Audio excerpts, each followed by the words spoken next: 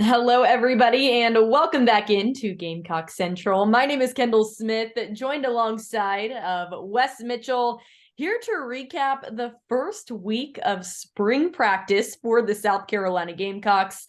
Wes, I swear we just finished up the bowl game, and now we're already done with the first week of spring practice. You had a chance to be out there on Tuesday to watch the team. I wasn't there. I was at the 107.5 studio. You got the little brand rep going on, as we can see. But Wes, you were there. So I want to start things off, just your main takeaways from that practice and what you were able to see of the Gamecocks in the little amount of time that you were there.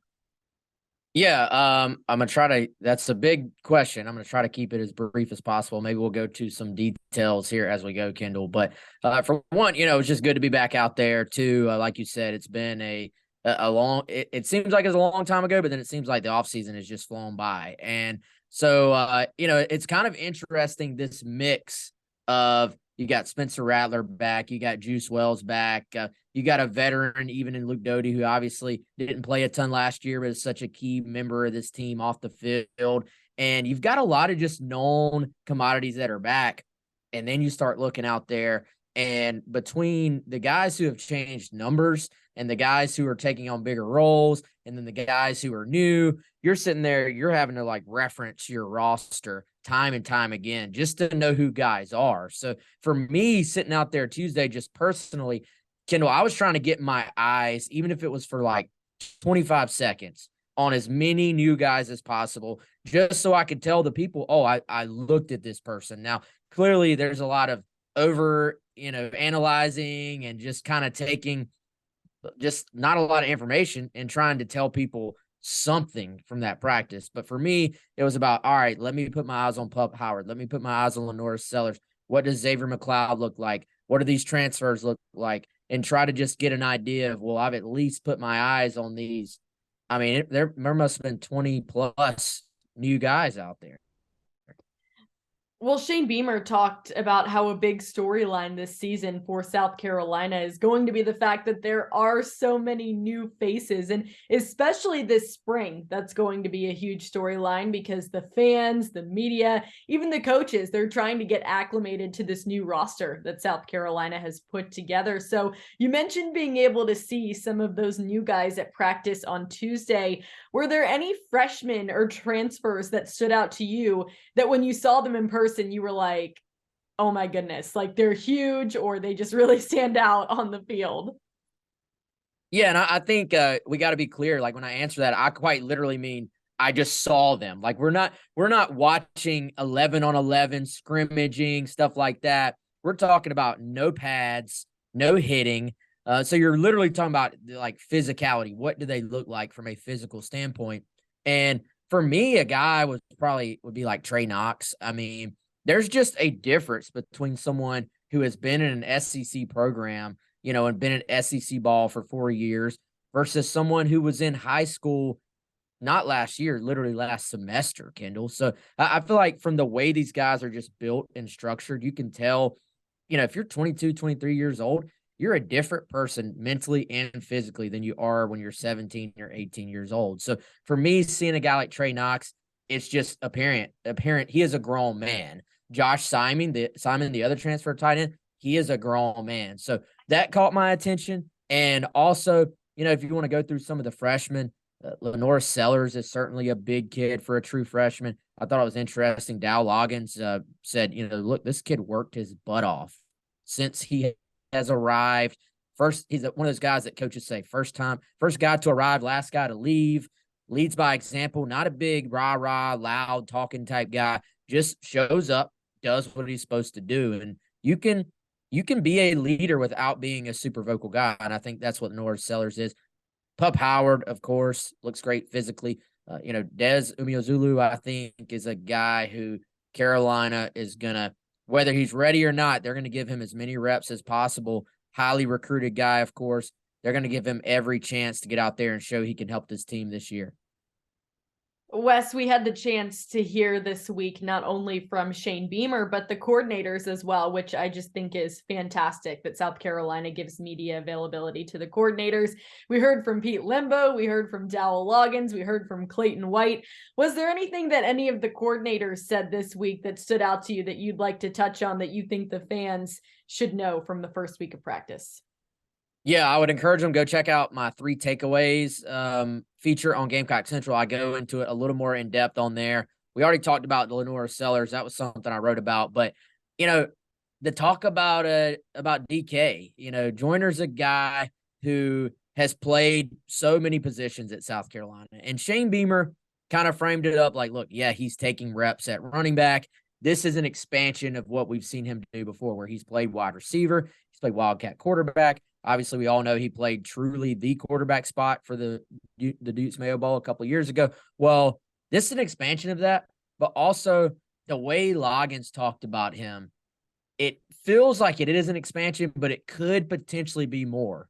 What if DK just looks like the best running back? Like, what if he exits the spring as the dude? I mean, I don't know if there's a situation where necessarily you go on the Gamecocks online roster and it says RB beside Joyner instead of wide receiver, but I think there's an opportunity for him to take a bunch of snaps this year at running back. Physically, he looks great. He looks healthy. He's a veteran guy now. We all know he'll do whatever it takes to help this team. But I think the way he ran the last 4 games last year looked different than the first maybe 2/3 of the season. So I've got my eyes on Joyner, and Loggins was asked a couple of different ways about him as well and said, look, this is a chance for a guy to find a new role on this team. I think that's an intriguing storyline to keep an eye on throughout the spring. Well, we know Dakarian Joyner will do anything to help South Carolina. He's a jack of all trades, as we have witnessed over the last few years. But it's interesting, Wes, because when the media goes into practice, I think that some people believe that we get to be there for the entire practice. And that is not the case at all. Couldn't be further from the truth. We're there for about 25 minutes, maybe. Get to see some of the stretching periods, maybe a couple of position drills. If we are very lucky, we get to see some 11 on 11, but that doesn't happen too often. As the spring continues, hoping to get a little bit more insight, get a little bit more in depth of a look at what South Carolina is doing in practice, and that tends to happen. But throughout the rest of the spring, Wes, after this first little look at practice, what are you most looking forward to seeing from South Carolina? Yeah, well, I do have my my Gamecock Central drone ready, so I can go over there and watch a little bit more practice than I'm supposed to. And when I do that, Kendall, I'm really looking forward to seeing the progress of some young players. I think you look at some spots where Carolina lost some veteran guys. You look at cornerback, they lost Cam Smith, they lost Darius Rush. They're putting it on Marcellus Dial and OD Fortune. I thought it was interesting. Clayton White said OD Fortune is a changed man. So that was sort of, I think, lost a little bit in a bigger quote, but that caught my attention. It's always a positive thing when somebody's saying that about you. One of the next guys out of his mouth, Emory Floyd, who was a true freshman last year, redshirt freshman this year. It seems like they're going to put a lot on him and see if he's ready.